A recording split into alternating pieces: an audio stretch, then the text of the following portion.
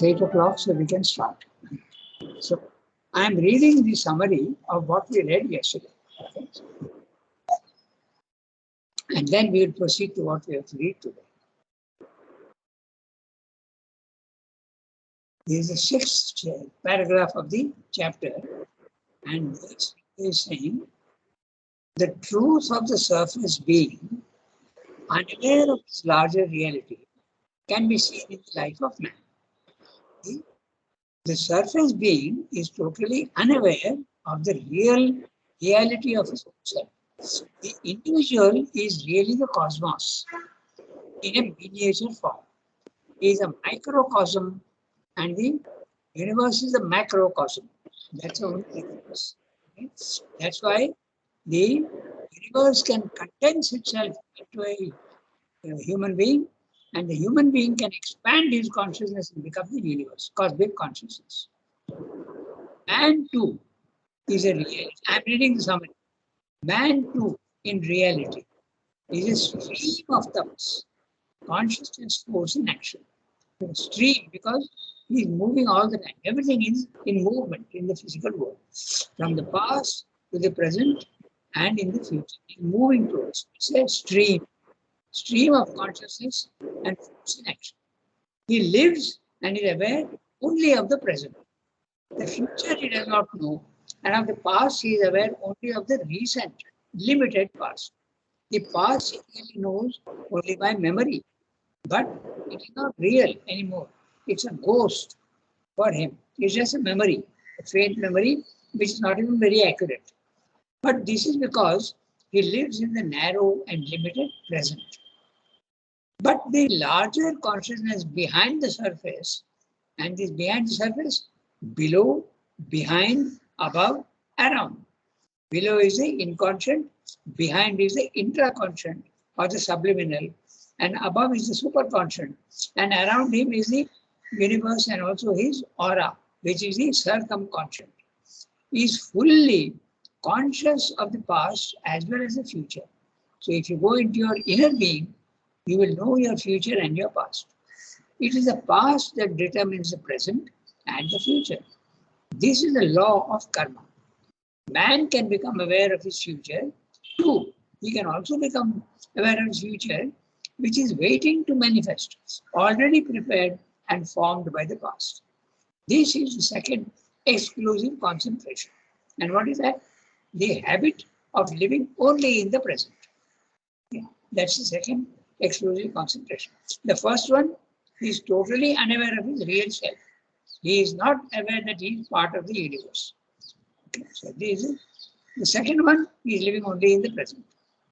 This complicates the real truth of things, but simplifies too the individual life by restricting it to the present. It's a device of nature to make life easy for him. This is what we said in the previous paragraph. Now we can start reading the therefore in his superficial consciousness. Again, I will request Archana because afterwards she has to go away. So Archana, if you are ready. Okay. Yeah, Yes, yeah. Madam. Therefore, Therefore, in his superficial consciousness, man is to himself dynamically, practically, the man of the moment, not the man of the past who once was but is no longer in existence, not the man of the future who is not yet in being. It is by memory that he links himself with the one, by anticipation with the other. A continuous ego sense runs through the three times. But this is a centralizing mental construction, not an essential or an extended existence containing what was, is, and will be. An intuition of self is behind it, but that is an underlying identity, unaffected by the changes of his personality. In his surface formation of being, he is not that, but what he is at the moment. Yet, all the time, this existence in the moment is not the real or the whole truth of his being, but only a practical or pragmatic truth for the purposes of the superficial movement of his life and within its limits. It is a truth, not an unreality, but a truth only in its positive part. In its negative parts, it is an ignorance, and this negative ignorance limits and often distorts even the practical truth, so that the conscious life of man proceeds according to an ignorance, a partial, a half true, half false knowledge, not according to the real truth of himself, of which he is oblivious. Yet, because his real self is the true determinator and governs all secretly from behind, it is after all a knowledge behind which really determines the formed force of his existence. The superficial ignorance erects a necessary limiting outline and supplies the factors by which the outward color and turn needed for his present human life and his present moment are given to his consciousness and his action. In the same way, and for the same reason, man identifies himself solely with the name and form he wears in his present existence. He is ignorant of his past before birth, even as of his future after death. Yet, all that he forgets is contained, present, and effective in the all returning integral consciousness within him. So, is almost a repetition of what you said earlier. Okay? And yet, we'll see very carefully. We'll go quickly. It's quite easy because just now when we summarize the previous para, so it is quite easy to understand what he's saying. Therefore, in his superficial consciousness, the body-mind life. You are aware only of your body, your vital feelings, emotions, and your thoughts. That also not fully. Therefore, in his superficial consciousness, man is to himself dynamically because of his constant movement, practically because of the physical world. Nothing theoretical, practical. The man of the moment, not the man of the past, who once was, because everybody is different from what they were. You can change. And this change is instantaneous. Every instant of time, you are not what you were earlier. See, it's very easy to understand at the physical level. Okay, when you are sitting down to eat, okay, you are one morsel of food you put in your mouth, your weight has increased. You are not what you were 2 seconds ago. Now the same thing also applies with the vital and the mind. New ideas have come in. Your mind is enlarged. Okay, so what is immediate in the physical takes a little longer in the vital and the mind because it has to develop. But what you were in the past, certainly you are not the same in the present. Because if you are in the present the same as in the past, then you are not progressing. You are a very ordinary person. Okay, even then there can be changes. Okay? In fact, we know that even the body,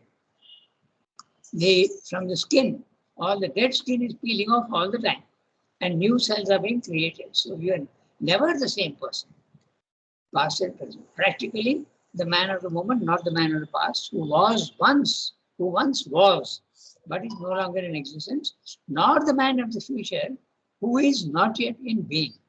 Okay, so very clear. It is by memory that he links himself to the one, by anticipation with the other. Memory links him to the past and anticipation with the future. But the anticipation of the future is not always correct. Okay, but even the memory of the past is not always very correct. Okay? Everybody's memory goes on differing. Your own memory also will differ. Suddenly you remember something which you had forgotten. Okay. A continuous ego sense runs through the 3 times. The ego is there always, linking everything. Okay? The ego is a very big link. Without the ego, life will be very difficult because it links everything. Some people think that the memory is the most important part. We have read that in Life Divine, if you remember. Memory, you feel that if the memory goes away, then you will not be consistent with the past, present, and future. You will not know what you have thought. You will not know what you have done yesterday. You will not be able to link it with that. But actually, it is the ego sense which is the most powerful link between what you were and what you are now. Continuous ego sense runs through the 3 times. It runs also into the future. But this is a centralizing mental construction. It's a construction. It's a device of nature to centralize you. Otherwise, you will be like a leaf in the wind. It centralizes you. If your ego is not there, you will be exactly as I said, a leaf in the wind. No consistency in your personality.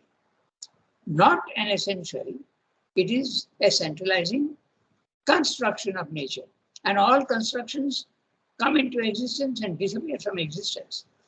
Not an essential or an extended existence containing what was, is, and will be. And what is that? That's in the intraconscient and the superconscient. And also to a certain extent, what is there in the intraconscient. That is it is essential means the real thing. Okay. Like the essence of a tree is a seed. It contains the whole tree. So that's the essence. Or an extended existence containing what was, is, and will be. Okay. Extended existence. Your existence today, if you include the past and the future, that is what is there. Even the ego is running through all that same. An intuition of self is behind it.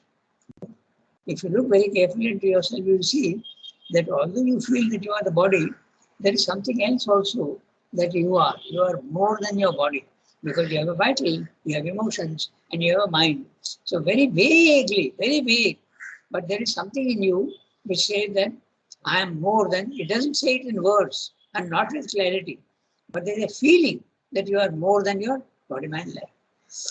But that's an underlying identity unaffected by the changes of his personality. In his surface formation very clear, his body, mind, life of being, he is not that. He is not the essence. Okay? He is not the soul. He is only the body, mind, life. The soul is the essence. He is not that. But what he is at the moment. Okay? Very, he is living only from moment to moment. Yet, all the time, this existence in the moment is not real, nor the whole truth of his being, but only a practical and pragmatic truth for the purposes of a superficial movement of his life and within its limits, within the limits of his life.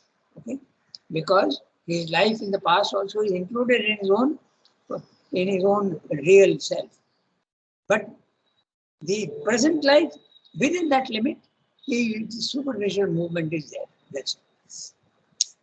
If you go into your intraconscient, then you become aware of your what was there in the past life also. So it's not within the limits of this life. That's what it means. It is a truth, not an unreality. Okay, which one? The superficial. It's a truth, not an unreality, but a truth only in its positive part. Positive part, he means the practical part. Okay. In its negative parts, it's an ignorance. And this negative ignorance limits and often distorts even the practical truth. Now, this is very interesting what he's saying. You have to understand that positive and negative in a very correct way. Okay. If you are identified with your body, mind, life, it is positive for you in the sense that it is real for you.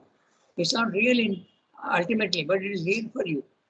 But in the negative, you are not what you were in the past, nor do you know what you were in your previous life. That's a negative part. So you are in ignorance there. Okay? So this is the interesting. Everything is relative. There is a truth of your body, mind, life also. Because there is a continuity. The ego ensures that there is a continuity. So it is true. In its negative parts, it's an ignorance. Negative parts, you are not aware of your past. You are not aware of your past life. You are not aware of even what your future is going to bring you. All that is a negative. You are in ignorance. This negative ignorance limits and often distorts even the practical truth, so that the conscious life of man proceeds according to an ignorance, a partial, half-true, half-false knowledge. Okay. Even our memory can fail us. Okay. So everything is half knowledge, half true.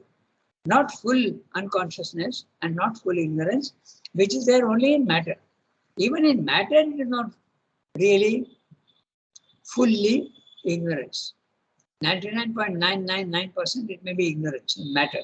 But there's no consciousness there, but there's 0.0001% of consciousness is there even in a stone. Not according to the real truth of himself, of which he is oblivious. He is not aware of it, his real self at all. Yet, because his real self is a true determinator and governs all secretly from behind, it is, after all, the knowledge behind which really determines the formed course of his existence. This is a big sentence implying karma, implying causality, okay? The linking of the past, present, and future. Yet, because his real self is a true determinator, in other words, what you were in your past life is the present life is a result of that. Okay? What you were in the past is the present is a result of that. Is a true determinator and governs all secretly from behind. It is, after all, a knowledge behind which really determines the formed course of his existence. Okay? So, very often we are not aware of our own possibilities. Mother has very often spoken about the possibilities in many people. Okay, but we are not aware of our possibilities. Okay. So the possibilities are the real. The superficial ignorance erects a necessary limiting outline and supplies the factors by which the outward color and turn needed for his present human life and his present moment are given to his consciousness and his action. In the same way, and for the same reason, man identifies himself solely with the name and form he wears in his present existence. Now look at the word wears. So interestingly he uses words. Okay?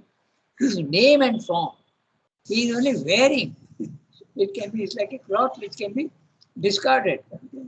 Name and form he wears in his present existence. He is ignorant of his past. Before birth, even as of his future after death. So, past before birth means he is using past before, he could have said past life, but he's saying past before birth because he's including your present. He's been talking of your present existence. So, it is limited by birth on one side and death on the other side. That's why he's using these words. He is consistent with the image he is using in the para. Okay. He could have said past life and future life. He could have said that. But he's purposely using the word before birth and after death. Shows you he has spoken about the, he has spoken about the within the limits, he has said. So that limit is exactly that. Everything that he is after birth and everything that he is before death, that's a limit. Okay. So you can see how closely and very carefully he has constructed his prose. It's absolutely consistent with whatever he said earlier. That's why he's using this. Okay? Limit. He's showing you what the limit is. One side birth and one side.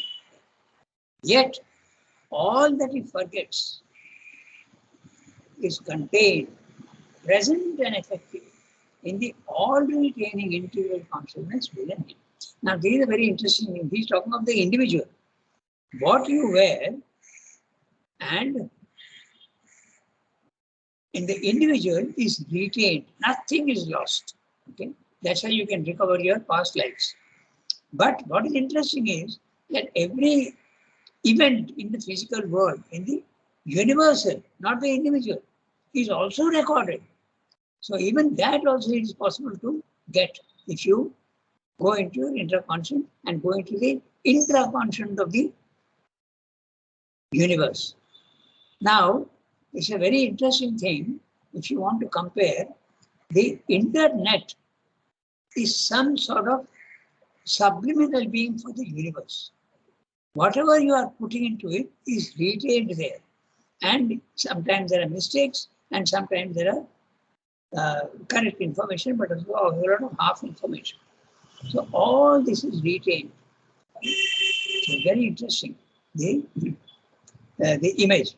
It helps, okay, to understand what is how everything is retained. Okay. This is the So it's a very interesting thing, the development of the internet. Okay, whatever you want, now you can just press a button and the internet will tell you, but whatever you have put in. Okay, so exactly in the same way, if you go into your own intraconscient or subliminal being, which becomes the universal being, it is retained and everything you can come to know. Okay, Sri Aurobindo has not spoken much about his past lives, but there are many indications. Okay, and only one he has spoken about, but he has not given the name. His existence in Greece. Okay, and he has written a very interesting article on Heraclitus. So we can assume that probably he was Heraclitus. It's possible. Okay, he has written a whole, and Greece interested him like anything because he was a Greek in his past life. Okay, and he was also Augustus Caesar. He was Leonardo da Vinci. Okay, so these are all because Augustus Caesar also is very interesting. Once during the war, he is going on, he used to hear the BBC because he wanted to influence the course of events in the Second World War. He wanted the Allies to win because if Hitler had won, it would have been a disaster for the world. 200 years, 300 years, the world would have entered into darkness. So he was very actively intervening in the World War. And when they asked him, how do you know so much about military strategy? In one place, he says they should have used the Air Force. They made a mistake. He makes comments like that in the evening talks. Then they asked him, how do you know so much about the? So he just said one phrase only. Not in this part, in this life. Not in this life. So obviously, when you are Augustus Caesar, okay, your military strategy is essential. He would have learned all that there. Okay, so we go on to the next one. Okay, and this, yeah, yes, somebody was saying something. Yes, I'm Shilpa. I'm sharing. Yeah, you would like to read? Yes, Okay, go ahead. There is a minor practical use. there is a minor pragmatic use of exclusive concentration on the surface, which may also give us an indication in spite of its temporary character. The superficial man living from moment to moment plays, as it were, several parts in his present life, and while he is busy with each part, he is capable of an exclusive concentration, an absorption in it, by which he forgets the rest of himself, puts it behind him for the moment, is to that extent self oblivious. The man is for the moment the actor, the poet, the soldier, or whatever else he may have been continued and formed into by some peculiar and characteristic action of his force of being, his tapas, his past conscious energy, and by the action which develops from it. Not only is he apt to deliver himself up to this exclusive concentration in a part of himself for the time being, but his success in the action very largely depends on the completeness with which he can thus put aside the rest of himself and live only in his immediate work. Yet, all the time, we can see that it is the whole man who is really doing the action and not merely this particularly part of him. What he does, the way he does it, the elements he bring into it, the stamp he gives to his work depends on his whole character, mind, information, genius, all that the past of him has made him, and not his past in this life only, but in other lives. And again, not only his past, but the past, the present, and the predestined future, both of himself and the world around him, are the determinants of his work. The present actor, poet, or soldier in him is only a separative determination of his tapas. It is his force of being organized for a particular kind of action of its energy, a separative moment of tapas, which is able, and this ability is not a weakness, a deficiency, but a great power of the consciousness to absorb itself in that particular working to the temporary self-oblivion of the rest of itself, even though that rest is present all the time at the back of the consciousness and in the work of itself and is active or has its influence in the shaping of the work. This active self-oblivion of the man in his work and the part he plays differs from the deeper self-oblivion in that the wall of separation is less phenomenally and not at all enduringly complete. The mind can dissolve its concentration and go back from its work at any time to the consciousness of the larger self of which this was a partial action. The superficial of apparent man cannot so go back at, at will to the real man within him. He can only do it to some extent abnormally or supernormally in exceptional conditions of his mentality or more permanently and completely as a fruit of a long and arduous self-training, self-deepening, self-heightening, self-expansion. Still, he can go back, therefore, the difference is phenomenal only, not essential. It is, in essence, in both cases, the same moments of exclusive concentration of observation in a particular aspect of himself, action, moment of force, though with different circumstances and another manner of working. Quite a big para, and he has said many things. So we'll get the gist of what he's saying first. Then we'll go into each sentence. So what he's saying in the summary, okay, it will help us to understand what he's saying. This is the 8th para of the chapter. The exclusive concentration of the surface has its function and its usefulness, but it's a pragmatic and a minor capability. Okay? It's a minor capability. It's a capability. Huh? It's not something negative. It is a capability. Concentration is a quality. In each life, the soul takes on a different role in the superficial part of the whole person. Sometimes you are a soldier, sometimes you are a poet, sometimes you are an engineer. Okay, in each life you are different. The soul takes on a different role in the superficial part of the whole person. It is the personality of the body, life, and mind in each life that is different and temporal. Man can be a soldier, a poet, or an artist. He forgets the whole and limits himself to the particular role of the surface in that particular life on earth. Actually, all the past stored in the intraconscious contributes to what he is at present on the surface of body-mind life.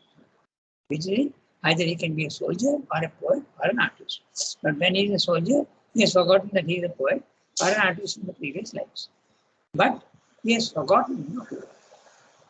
Let us note that success in the world action depends upon how completely he can limit himself to the task at hand. In other words, concentration is very, very useful. If you can't concentrate, you won't get much success in your work, whatever you are doing. But this exclusive surface consciousness is not obligatory. It is not mandatory. Man can always go back to the whole being by development of consciousness, which is yoga. Okay? There are two concentrations. A shallow self-oblivion, that is one. Exclusive concentration on the surface. This is one type of concentration. And the deeper self-oblivion, okay, in which the wall of separation is dissolved and he can identify himself with all other souls. By yogic development, the deeper self-oblivion can be obtained. The deeper self-oblivion. That means the wave is fully aware that it is the sea. That's what I mean by the deeper self-oblivion. What have you forgotten? You have forgotten your ego, your body, mind, life. You have forgotten. That's why it is called the deeper self-oblivion. The shallow self-oblivion, you are only forgetting your past. Your past. By yogic development, the deeper self-oblivion can be obtained. The deeper self-oblivion, wrong idea of yourself being body, mind, life can be removed. Then it can be forgotten. That's what it's saying. Deeper self-oblivion. This is not ignorance. The man who is limited to the shallow self-oblivion of the surface cannot go back at will to the deeper self-oblivion. Okay? He is in ignorance. But the spiritual man is not so hampered. He can switch between the narrow being that he is and the vaster being that he is. He can switch easily. So when mother is talking to you and you have asked her a question, okay, she is talking and she brings her down to the practical part of man. So she has now put away at the back of her mind that she is the universe. Okay, she has forgotten. Forgotten by purpose. Okay? And whenever she wants, she can go back to that. But the ignorance in man, the normal man, is not like that. He can't go back to him. He has to make a lot of effort. Okay? Sridhar is speaking of a very interesting phenomenon. He is taking, you remember in the past, he has also spoken about it. The quality of oblivion. Okay? Oblivion is a self-forgetfulness. So there are two types of self-forgetfulness. One is, I know that I live in such and such a place. I know that I have a mother, I have a father who are working. I know where they work. But when I am repairing a computer or my motorcycle, I put away all this knowledge at the background of my mind. This is the shallow self-oblivion, which can be recovered very easily by man. Okay? Very easily he can recover. But the deeper self-oblivion is that you have forgotten who you were in your past and who you are even now in the present. You are the cosmos and everything that you were in the past. That is possible not for man, normal man, but only for the yogi. So this is what he is saying. Okay? And the yogi can easily switch between the shallow part and the deeper part. The normal man can do that at a very superficial level.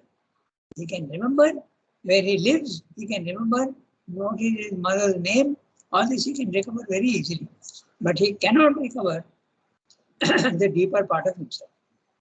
He is comparing the normal man's ignorance and the purposeful ignorance of the spiritual man when he is bringing himself down into the physical world.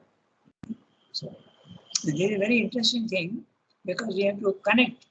And I will tell you, this was the problem also with Ramakrishna. Okay, so he used to, when he learned that he is the self, because he didn't know he is the self in the beginning. It was the Totapuri who taught him that you are the self. You are not your body, mind, life. Okay? So, but he was fully aware of the divine in his body, mind, life. He was constantly talking to mother and she was telling him he knew the personal aspect of the divine. But when he came to know the impersonal aspect of the divine, it was so fantastic that he used to constantly go into trance. But then he was told by his mother that this sort of thing won't do. You have to remain in the physical world. You have to be limited. You have to remain in the lower level of consciousness. So he would leave a small desire. I think I told you this earlier. He would leave a small desire in the harmless desire. And that desire will bind you down to the lowest level. Okay. I will drink a glass of water. It's a very harmless desire, and that will keep you anchored to the superficial existence. And then he would talk with others and exchange, and if they ask questions, he would reply. Okay? But otherwise, he has a tendency to go flying up all the time. Okay? So that the yogi can do, but not the normal. This is what he's saying. So what is the time? 8:34. We have got 6 minutes. We can maybe look now with this background, we'll be able to understand what he's saying in the so we have to read from there is a minor pragmatic use, no? exclusive concentration on the surface. So I'll start reading each sentence. Okay, I don't know if you can finish it. It will be very doubtful because it's quite a big one, but we can try. There is a minor pragmatic use of exclusive concentration on the surface. So, I remind you that the exclusive concentration on the surface is when I am concentrating on understanding cerebro or repairing a motorcycle or repairing a computer, I have forgotten. I'm putting into the background of my mind all the other knowledge that I have. I know my address, I know my parents, I know where my sister is working. All this is put away in the background, and this is the exclusive concentration on the surface. Okay, so it's very useful, because if you don't know, don't have that capacity to concentrate, then you will never be able to succeed in your work. You must concentrate. So it's got a pragmatic use, but it's a minor use. Okay, which may also give us an indication in spite of its temporary character. Okay? Which may also give us an indication in spite of its temporary character. What is the indication? That the same phenomena can occur also for the spiritual man. The superficial man, living from moment to moment, plays, as it were, several parts in his present life. And while he is busy with each part, he is capable of an exclusive concentration and absorption in it, by which he forgets the rest of himself, puts it behind him for the moment, is to that extent self-oblivious. The man is for the moment, he is either the actor, the poet, or the soldier. He must have been a poet in the previous life and a soldier in the previous life. Now, normally what happens in normal men, the past is put away quite solidly into the background, so that it doesn't disturb you. Because if you constantly remember what you were in your past life, then it will be a big disturbance in your present life. But sometimes this mechanism goes wrong, and it does come into the past. This is what is called the split personality, the phenomenon of the split personality. Whatever you were in the past is also coming into the present. Then sometimes you are a poet, and suddenly in the next minute you are suddenly a soldier. Okay, so there's a I told you also one. There's a very interesting movie. It's available on the internet. The Three Faces of Eve, the split personality. Sometimes I'm told in the internet says that sometimes you can have not only 2 but 3, 4, 5 personalities. Then this forgetfulness disappears, but it's a nuisance. The capacity to remember your past can also be a nuisance. It makes completely, this disables your present life. That's why it is so useful not to remember your past life. Okay, so the superficial man, living from moment to moment, plays, as it were, several parts in his present life, and while he is busy with each part, he is capable of an exclusive concentration and absorption in it, by which he forgets the rest of himself. There is a shallow oblivion, and we have seen that. Puts it behind him for the moment, is to that extent self-oblivious.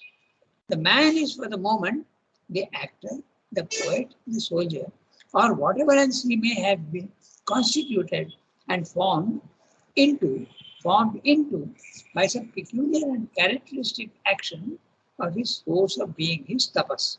And the tapas is the energy that he is utilizing in his present life, his past conscious energy, and by that action which develops from it.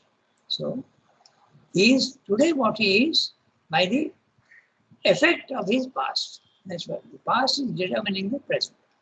Not only is he apt to deliver himself up to this exclusive concentration in part of himself in the present life. That's what it means. For the time being, part of himself for the time being. Time being is this life. But his success in the action very largely depends on the completeness with which he can thus put aside the rest of himself and live only in his immediate work. Otherwise, if you can't concentrate, you will not succeed in your work. Yet, all the time, we can see that it is the whole man who is really doing the action and not merely this particular part of him. So if we're saying we can see, but you and I can't see. But when you go into a spiritual level of consciousness, you can see that. Okay? That's what it is. Yet all the time we can see that it's a whole man who is really doing the action and not merely the particular part of himself. What he does, the way he does, the elements he brings into it, the stamp he gives to his work depends on his whole character, mind, information, genius. All that the past of him has made him. And not his past in this life only, but in other lives. And again, not only his past, but the past, the present, and the predetermined future, both of himself and the world around him, are the determinants of his work. Now he's saying something very interesting. He's saying even the predestined future is playing a part in your present life. Okay. So what does it mean? It means that every soul is a fixed journey is designed for him at the highest level. And then the soul comes down and his destiny is very clear from beginning to end. Okay. So that's what he's saying. Even what the future you are to be will determine the journey that you are to go here. That's what he's saying. It's very interesting to think about it. Okay. In other words, suppose I am going in a forest and I am intended to go in a particular direction. Okay. So if I am coming to 3 paths, I can choose any path, but 2 of them will not take me to what I am supposed to do. Automatically, my present will take me on the right one, and I'll go there. Okay. So that's what he's saying. Very interesting what he's saying. The predestined future also is determinant of his work. It's not only the past. Past we can understand very easily, but even the future is determining his present. It's a fantastic statement he's making. But if you think about it, you'll see that it's really true. You have to go back to the destiny of the soul. Okay. The swabhava of the soul and the work that he's doing in the physical world. The present is already 42, so we'll have to stop here. Okay. So next time we will redo this para because we have not finished it. And very interesting. We have to discuss this predestined future, how it can determine the present. Okay, we'll have to give many examples and see how this is there. So we'll redo this one. So 607, we will redo. There is a minor pragmatic use. So we will have to read. Note there is a minor pragmatic. We will redo this one. It's Yes, very I interesting. will. Yeah, we'll do that. Okay, everybody, au revoir. Very nice. Okay. Bye. Thank you, Rangada. Thank you, Rangada. Thank you, Rangada.